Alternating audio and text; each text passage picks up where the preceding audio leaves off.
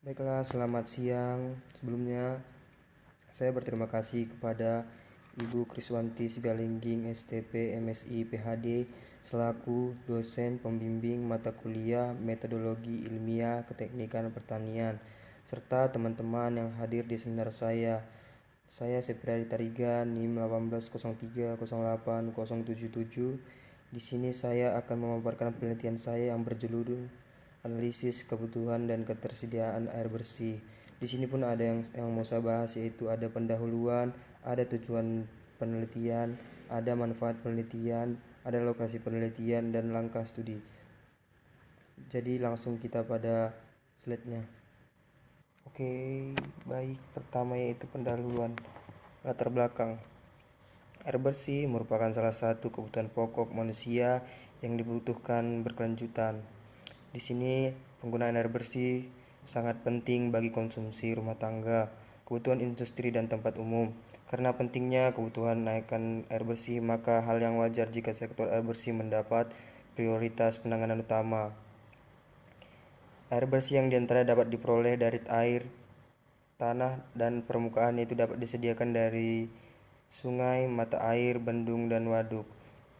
Dan juga mengingat air bersih merupakan kebutuhan yang tidak terbatas dan berkelanjutan yang harus terpenuhi setiap saat, tidak hanya menyangkut debit yang cukup, tetapi secara kualitas dapat memenuhi standar yang berlaku.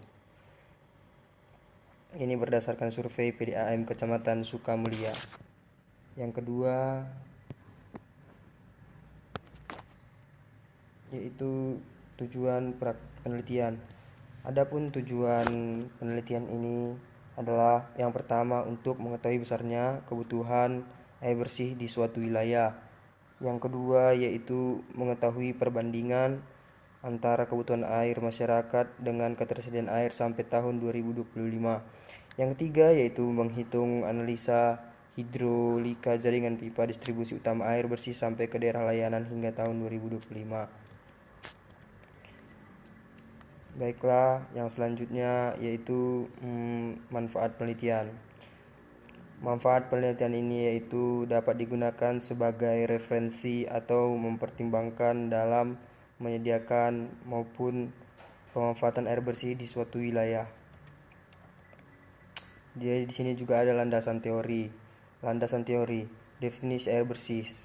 Secara umum, air bersih diartikan sebagai air yang layak untuk dijadikan air baku bagi air minum. Dengan kelayakan ini terkandung pula pengertian layak untuk mandi, cuci, dan kukus. Sebagai air yang layak untuk diminum tidak diartikan bahwa air bersih itu dapat diminum langsung. Artinya, masih perlu dimasak atau direbus hingga mendidih. Secara terperinci, Kementerian Kesehatan mempunyai definisi tentang air bersih. Air bersih adalah air yang digunakan untuk keperluan sehari-hari dan akan menjadi air minum setelah dimasak terlebih dahulu. Sebagai batasannya, air bersih adalah air yang memenuhi persyaratan bagi sistem penyediaan air minum. Di sini ada sumber air bersih.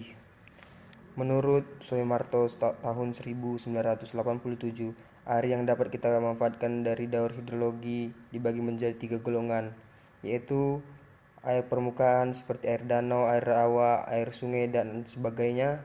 Yang kedua, ada juga seperti air dari tanah seperti mata air, air tanah dalam atau air tanah dangkal.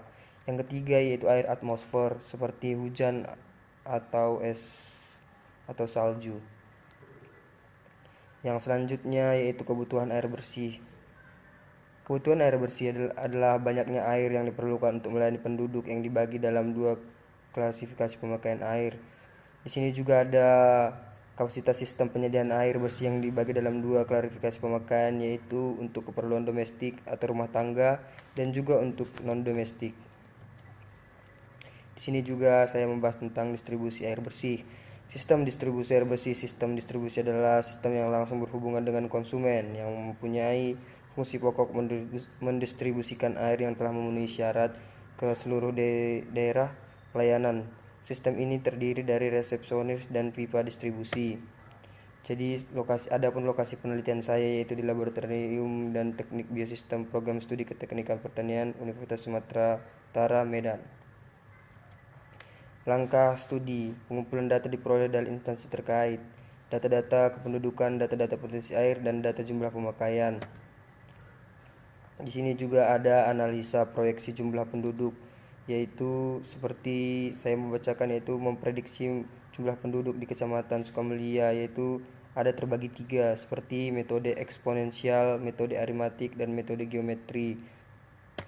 Jadi akhir kata demikianlah presentasi saya, dan saya berterima kasih kepada Ibu Kriswanti Sigalingging STP MSI yang bersedia membimbing saya, dan saya berterima kasih kepada audiens yang mendengarkan saya, dan saya mohon maaf jika ada kata-kata saya yang salah. Jadi demikian.